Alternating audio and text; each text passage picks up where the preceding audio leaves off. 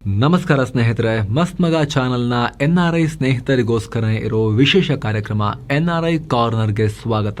ನಾನು ಅಮರ್ ಪ್ರಸಾದ್. ಈ ವಾರ ಅಮೆರಿಕದಲ್ಲಿರೋ ಭಾರತೀಯರಿಗೆ ಒಂದ್ ಕಡೆ ಆತಂಕ, ಇನ್ನೊಂದ್ ಕಡೆ ರಿಲೀಫ್ ಕೊಡೋ ಸುದ್ದಿ ಕೂಡ ಇದೆ.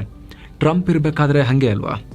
ಏನೋ ಕ್ಯಾಲಿಫೋರ್ನಿಯಾದಲ್ಲಿ ಸಂಬಂಧವೇ ಇಲ್ಲದ ಮುಗ್ಧ ಭಾರತೀಯನನ್ನ ಕಿಡ್ನಾಪ್ ಮಾಡಿ ಹತ್ಯೆ ಮಾಡಲಾಗಿದೆ. ಕೆಲಸ ಕಳ್ಕೊಂಡ್ರೆ 60 ದಿನದಲ್ಲಿ ಅಮೆರಿಕ ಬಿಡಬೇಕು ಅನ್ನೋ ಹೊಸ ರೂಲ್ಸ್ ಬಂದಿದೆ. ಇತ್ತ ಟ್ರಂಪ್ ಆಡಳಿತ ಬ್ಯಾಂಕ್ ಅಕೌಂಟ್ ಓಪನ್ ಮಾಡೋಕ್ಕೂ ಪಾಸ್ಪೋರ್ಟ್ ಕಡ್ಡಾಯ ಮಾಡೋ ಪ್ಲಾನ್ ನಲ್ಲಿದೆ. ಇನ್ನೊಂದ್ ಕಡೆ ಭಾರತದ UPI ಈಗ ಇಸ್ರೇಲ್ ನಲ್ಲೂ ಕೂಡ ಅಬ್ಬರಿಸೋಕೆ ರೆಡಿ ಆಗ್ತಾ ಇದೆ.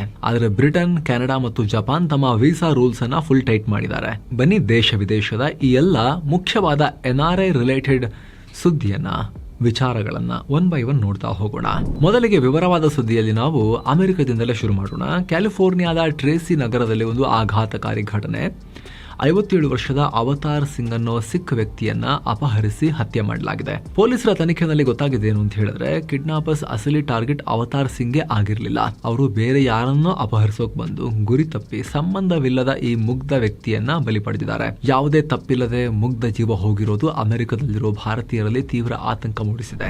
ಇನ್ನು ಅಮೆರಿಕದಲ್ಲಿ ವರ್ಕ್ ವೀಸಾದಲ್ಲಿ ಇರೋರಿಗೆ ಟ್ರಂಪ್ ಆಡಳಿತ ದೊಡ್ಡ ಶಾಕ್ ಕೊಟ್ಟಿದೆ. ಯಾರಾದ್ರೂ ಕೆಲಸ ಕಳ್ಕೊಂಡ್ರೆ ಕೇವಲ 60 ದಿನಗಳ ಒಳಗಡೆ ಅಮೆರಿಕ ಬಿಡಬೇಕು, ಇಲ್ಲ ಅಲ್ಲೇ ಉಳಿಯೋಕೆ ಚೇಂಜ್ ಆಫ್ ಸ್ಟೇಟಸ್ಗೆ ಅರ್ಜಿ ಹಾಕಬೇಕು. H1B, L1 ಸೇರಿದ ಹಾಗೆ ಎಲ್ಲಾ ವರ್ಕ್ ವೀಸಾದವರಿಗೂ ಇದು ಕಡ್ಡಾಯ. ಇನ್ನು ಭಯದ ವಿಚಾರ ಏನ್ ಗೊತ್ತಾ, ಇಲ್ಲಿ ಅಧಿಕಾರಿಗಳಿಗೆ ಬೇಕಾದ್ರೆ ಈ 60 ದಿನದ ಗ್ರೇಸ್ ಪೀರಿಯಡ್ ಅನ್ನ ಕ್ಯಾನ್ಸಲ್ ಮಾಡೋ ಅಥವಾ ಇನ್ನೂ ಕಮ್ಮಿ ಮಾಡೋ, ರಿಡ್ಯೂಸ್ ಮಾಡೋ ಪವರ್ ಅನ್ನ ಕೂಡ ಕೊಡಲಾಗಿದೆ. ಮತ್ತೊಂದ್ ಕಡೆ ಅಮೆರಿಕದಲ್ಲಿ ವಲಸಿಗರ ವಿರುದ್ಧ ಭರ್ಜರಿ ಬೇಟೆ ಶುರುವಾಗಿದೆ.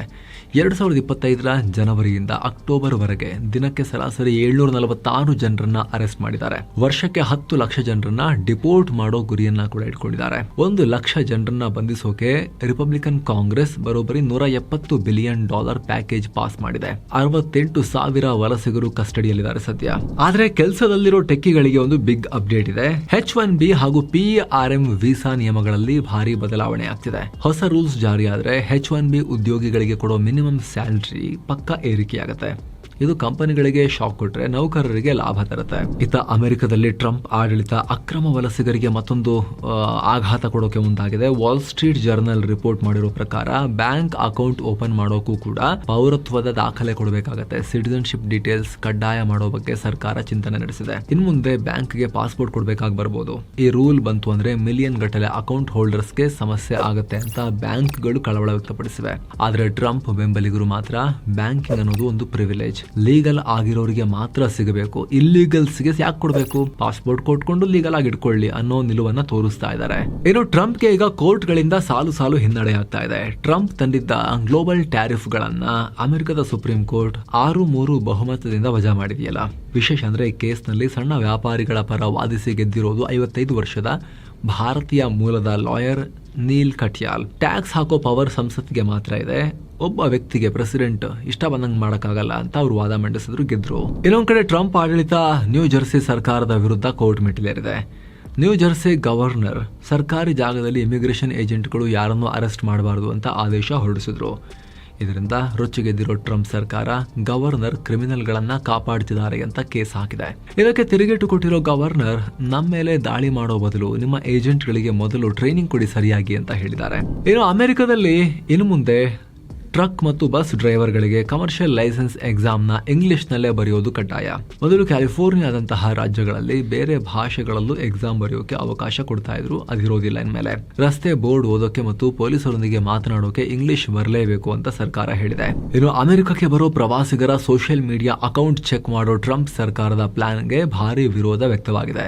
ಬಂಧುಗಳನ್ನ ಭೇಟಿಯಾಗೋಕೆ ಬರೋರ ಮೇಲೆ ಹೀಗೆ ಡಿಜಿಟಲ್ ಕಣ್ಗಾವಲಿಡೋದು ಎಷ್ಟು ಸರಿ? ಅವರು ಸೋಷಿಯಲ್ ಮೀಡಿಯಾದಲ್ಲಿ ಏನ್ ಹಾಕಿದ್ರೆ ನಿಮಗೇನ್ ಪ್ರಾಬ್ಲಮ್ ಅಂತ ಡೆಮೊಕ್ರೆಟಿಕ್ ಸೆನೆಟರ್ಸ್ ಹೇಳಿದ್ದಾರೆ.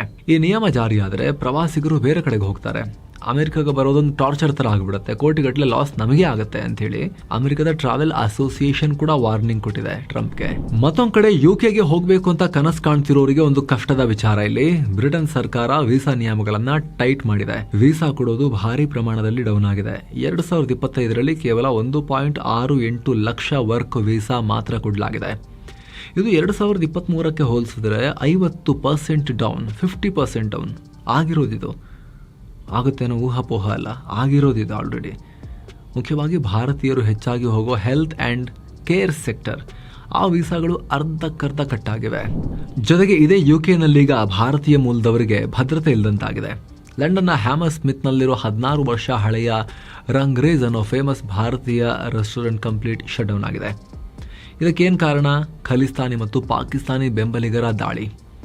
ಹೋಟೆಲ್ ಮಾಲೀಕ ಹರ್ಮನ್ ಸಿಂಗ್ ಖಲಿಸ್ತಾನಿ ಚಳವಳಿ ವಿರುದ್ಧ ವಿಡಿಯೋ ಹಾಕಿದ್ರು ಅನ್ನೋ ಕಾರಣಕ್ಕೆ ಅವರ ಹೋಟೆಲ್ ಮೇಲೆ ಆಯುಧ ಹಿಡಿದು ದಾಳಿ ಮಾಡಿದ್ರು. ಪೊಲೀಸರ ನಿರ್ಲಕ್ಷ್ಯ ಮತ್ತು ನಿರಂತರ ಬೆದರಿಕೆಗಳಿಗೆ ಬೇಸತ್ತು ಆ ಹೋಟೆಲನ್ನು ಈಗ ಬಂದ್ ಮಾಡಲಾಗಿದೆ. ಭಾರತ ಸರ್ಕಾರ ಬ್ರಿಟನ್ ಮೇಲೆ ಪ್ರೆಷರ್ ಹಾಕಬೇಕು ಖಲಿಸ್ತಾನಿಗಳನ್ನು ಬೆಂಡೆತ್ತಕ್ಕೆ, ಇಲ್ಲಾಂದ್ರೆ ಬಹಳ ಕಷ್ಟ ಇದೆ ಅಲ್ಲಿ.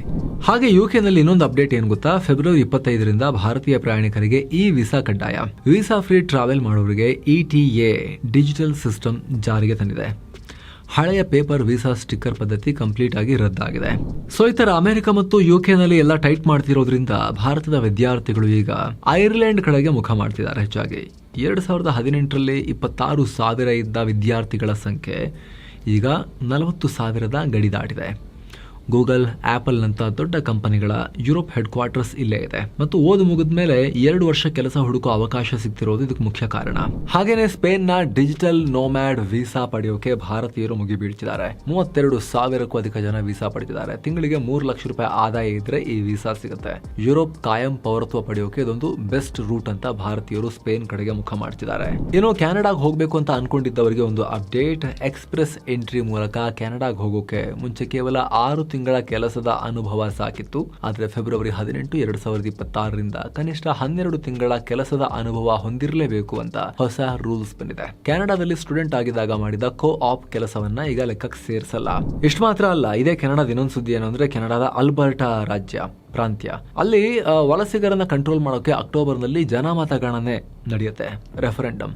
ಸ್ಟೂಡೆಂಟ್ಸ್ ಮತ್ತು ಟೆಂಪರರಿ ವರ್ಕರ್ ಸಂಖ್ಯೆಗೆ ಬ್ರೇಕ್ ಹಾಕೋಕೆ ಸರ್ಕಾರ ಪ್ಲಾನ್ ಮಾಡಿದೆ. ಇದೇನಾದ್ರೂ ಹೊಸ ನಿಯಮ ಜಾರಿಗೆ ಬಂತು ಅಂದ್ರೆ ಕೆನಡಾದ ಪರ್ಮನೆಂಟ್ ರೆಸಿಡೆಂಟ್ PR ಇದ್ದವರಿಗೆ ಮಾತ್ರ ಹೆಲ್ತ್ ಕೇರ್ ಆಕ್ಸೆಸ್ ಮತ್ತು ಶಿಕ್ಷಣದ ಆಕ್ಸೆಸ್ ಸಿಗುತ್ತೆ ಅಲ್ಲಿ, ಆ ರೀತಿ ಹೇಳ್ತಾ ಇದ್ದಾರೆ. ಏನೋ ಕೆನಡಾಗ್ ಹೋಗೋ ವಿದ್ಯಾರ್ಥಿಗಳ ವೀಸಾ ಅವಧಿಯನ್ನು ಕೂಡ ಕಡಿತ ಮಾಡಲಾಗಿದೆ.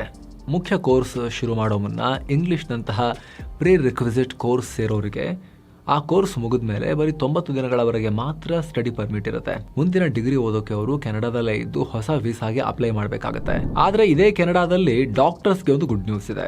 ಮೊದಲ ಬಾರಿಗೆ physicians with Canadian work experience ಕ್ಯಾಟಗರಿಯಲ್ಲಿ 391 ಡಾಕ್ಟರ್ಸ್ಗೆ ಪರ್ಮನೆಂಟ್ ರೆಸಿಡೆನ್ಸ್ಗೆ ಇನ್ವಿಟೇಷನ್ ಕೊಟ್ಟಿದ್ದಾರೆ. ಕನಿಷ್ಠ 12 ತಿಂಗಳು ಕೆನಡಾದಲ್ಲಿ ಕೆಲಸ ಮಾಡಿದವರಿಗೆ ಈ ಅವಕಾಶ.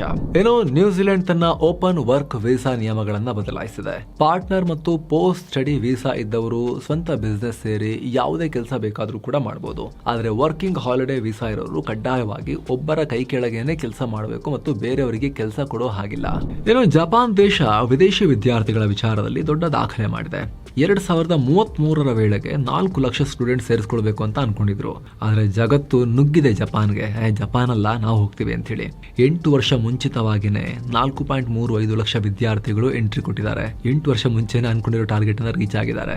ಏನು ಸ್ನೇಹಿತರೆ, ಜಪಾನ್ ಸೇರಿದ ಹಾಗೆ ವಿದೇಶದಲ್ಲಿ ವಿದ್ಯಾಭ್ಯಾಸ ಮಾಡೋ ಆಸಕ್ತಿ ಇತ್ತು ಅಂತ ಹೇಳಿದ್ರೆ ಗ್ಲೋಬಲ್ ಡಿಗ್ರೀಸ್ ನವರ ಈ ಈವೆಂಟ್ ಯೂಸ್ಫುಲ್ ಆಗ್ಬೋದು. ಮಾರ್ಚ್ 7ನೇ ತಾರೀಕೆ ಬೆಂಗಳೂರಿನ ತಾಜ್ ಹೋಟೆಲ್ ನಲ್ಲಿ MG ರೋಡ್ ನಲ್ಲಿ ಇವರ ಈವೆಂಟ್ ಇದೆ. ಫ್ರೀ ಎಂಟ್ರಿ ಇರುತ್ತೆ. ಡೀಟೇಲ್ಸ್ ಇಲ್ಲಿದೆ. ಈ ನಂಬರ್ಗೆ ಕಾಲ್ ಕೂಡ ಮಾಡಬಹುದು ಅಥವಾ ಡಿಸ್ಕ್ರಿಪ್ಷನ್ ಪಿನ್ ಮಾಡಿರೋ ಕಾಮೆಂಟ್ ಅಲ್ಲಿ ಲಿಂಕ್ ಇದೆ, ಕ್ಲಿಕ್ ಮಾಡೋ ಮೂಲಕ ನೀವು ರಿಜಿಸ್ಟರ್ ಮಾಡಿಕೊಂಡು ಫ್ರೀ ಆಗಿ ಹೋಗಿ ಬರ್ಬೋದು. ಪೂರ್ಣ ಮಾಹಿತಿಯನ್ನು ಅಲ್ಲಿ ಪಡ್ಕೋಬಹುದು. ಜಗತ್ತಿನ ಎಲ್ಲಾ ಮೇಜರ್ ಯೂನಿವರ್ಸಿಟಿಗಳಿಂದ, ಶಿಕ್ಷಣ ಸಂಸ್ಥೆಗಳಿಂದ ಬಂದಿರ್ತಾರೆ. ಅವರೊಂದಿಗೆ ನೇರವಾಗಿ ಮುಖಾಮುಖಿ ಕೂಡ ಮಾತಾಡಬಹುದು.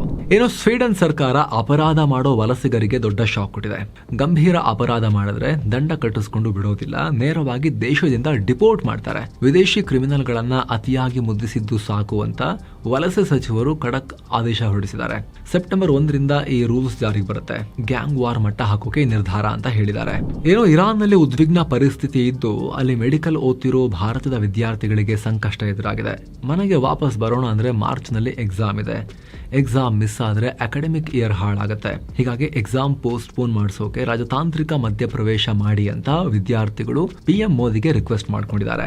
ಏನು ಅಮೆರಿಕದಲ್ಲಿ ಇಮಿಗ್ರೇಷನ್ ಚೆಕಿಂಗ್ ಜೋರಾಗಿರೋದ್ರಿಂದ ಪೆನ್ಸಿಲ್ವೇನಿಯಾ ಯೂನಿವರ್ಸಿಟಿ ತನ್ನ ಇಂಟರ್ನ್ಯಾಷನಲ್ ಸ್ಟೂಡೆಂಟ್ಸ್ ಗೆ ಅಲರ್ಟ್ ಮಾಡಿದೆ. ಸಿಟಿಯಲ್ಲಿ ಓಡಾಡುವಾಗ ಪಾಸ್ಪೋರ್ಟ್, ವೀಸಾ, ಫೋಟೋ ಕಾಪಿ ಇಟ್ಕೊಳ್ಳಿ. ಆಚೆ ಹೋದ್ರೆ ಒರಿಜಿನಲ್ ಡಾಕ್ಯುಮೆಂಟ್ಸ್ ಇರಲೇಬೇಕು ಅಂತ ವಾರ್ನಿಂಗ್ ಕೊಟ್ಟಿದೆ. ಇನ್ನು ದಕ್ಷಿಣ ಕೊರಿಯಾದ ಜೆಜು ದ್ವೀಪಕ್ಕೆ ಹೋಗೋ ಭಾರತೀಯರಿಗೆ ಆಘಾತ. ಫ್ರೀ ವೀಸಾ ಇದೆ ಅಂತ ಹೇಳಿ ಹೋದ್ರೆ ಎಂಟ್ರಿ ಗ್ಯಾರಂಟಿ ಇಲ್ಲ.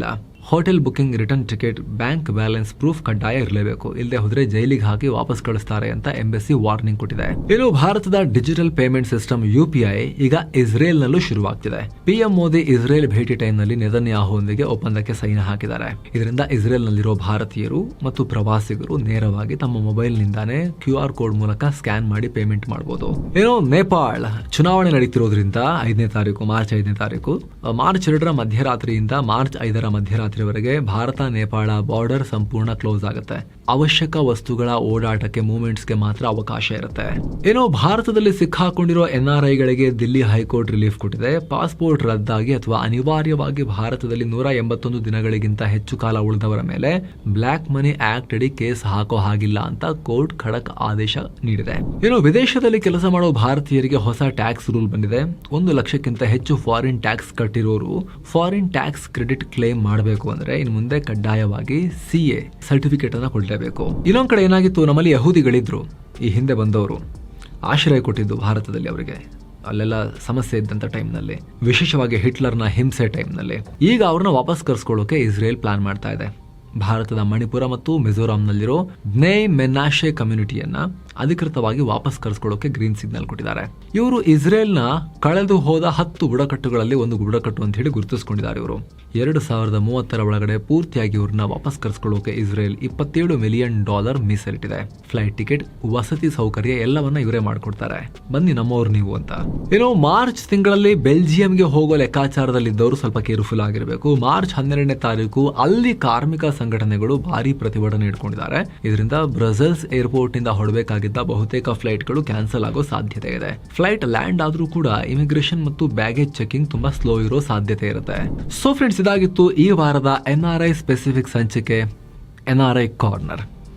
ಎಲ್ಲೇ ಇರಿ, ಖುಷಿಯಾಗಿರಿ, ಸೇಫ್ ಆಗಿರಿ, ಹೆಲ್ದಿ ಆಗಿರಿ, ಕನ್ನಡ ಮಾತಾಡ್ತಾ ಇರಿ. ಹಾಗೆ ಇನ್ನಷ್ಟು ಕನ್ನಡಿಗರಿಗೆ ಇದನ್ನ ಶೇರ್ ಮಾಡೋದನ್ನ, ಮಸ್ಮಗ ಚಾನಲ್ ಬಗ್ಗೆ ಹೇಳೋದನ್ನ ಯಾವ ಕಾರಣಕ್ಕೂ ಮರಿಬೇಡಿ ಅನ್ನೋ ರಿಕ್ವೆಸ್ಟ್ ನಿಮ್ಮ ಹತ್ರ. ಮತ್ತೆ ಭೇಟಿ ಆಗ್ತಿರೋಣ. ನಮಸ್ತೆ.